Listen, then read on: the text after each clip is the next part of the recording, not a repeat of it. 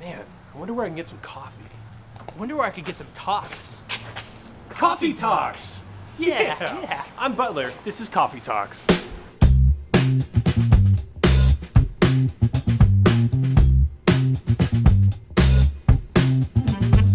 This is Jeremiah McCann. He's been a huge part of helping me craft my vision for Butler.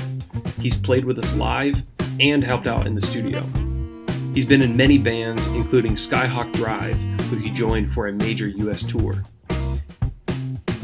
He's always been a great voice of truth and never one to beat around the bush, so I wanted to talk with him about the topics of failure and defining what it means to make it.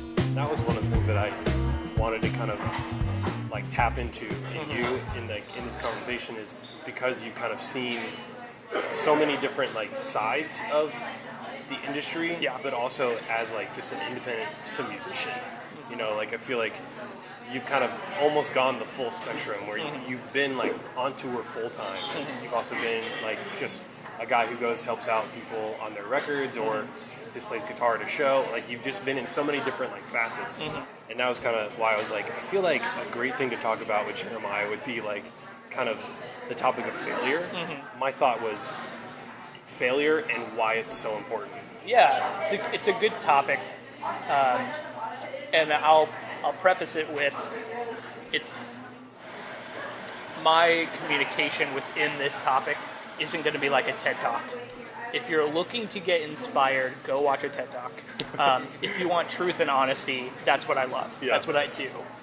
Because to me, there's no time. There's no time for making things fluffy. There's a time to get a record done. There's a time to, things happen quickly. Yeah. And to me, the fluff, set it off to the side. Actually, I think we've had this conversation before, and that is defining what success means. Yeah. And I think that will help you kind of steer towards what failure means to you too. Because if you determine what the thing is you're going to succeed in and then go from there, then your failures are going to be less harsh. I feel like I always had I'm very realistic with my perspective. I'm never the guy that's I cannot wait till we tour the country. We're going to have 1 million records sold. We're going to go platinum. We're going to do all this crazy stuff. I've never, ever in my life really had that dream. Because to me, it's winning the lottery. Everybody wants, when you play the lottery, you want to win the lottery. But why not, instead of playing to win the lottery, invest your time into things you can define as successful? Not, because that's really what being successful is, in the sense of the $1 million record deals and all that kind of stuff, is it's winning the lottery. You can do all the right stuff, but in the end, it really comes down to luck a lot of the times.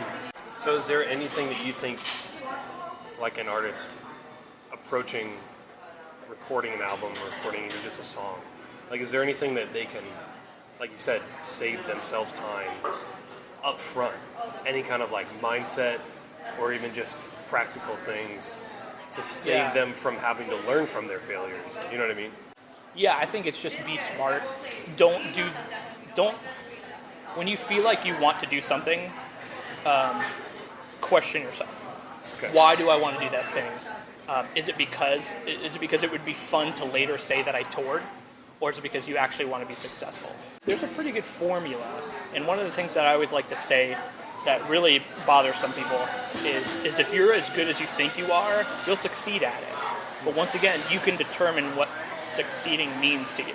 So I think it's kind of diving into that same aspect of questioning yourself, but then also maintaining a purpose behind what you're doing. So I'm almost wondering if this whole topic of failure, if it's almost directly correlated with people having wrong expectations or or too lofty expectations of themselves. Yeah. I kind of wish I could tell younger me to get rid of that expectation for myself. Yeah. Because it really did kind of stress me out a lot. I think the best thing I ever did was surround myself with people who oh my gosh, yes, pushed me, but also surround myself with a good balance of everything. I've got the Ethans, the Ethan Deans, who encourage me and just are you are so awesome, and you're so great.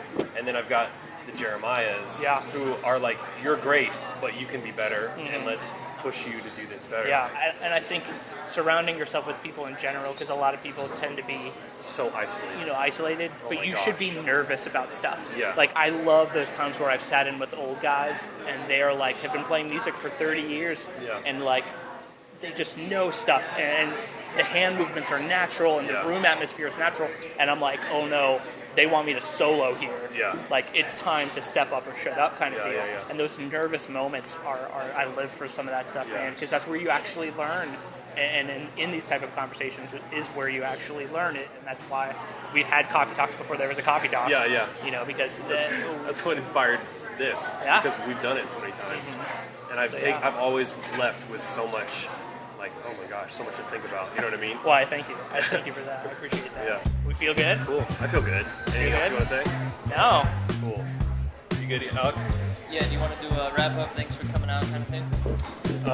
Yeah. Sure. Thanks for having me. Me telling him. All right.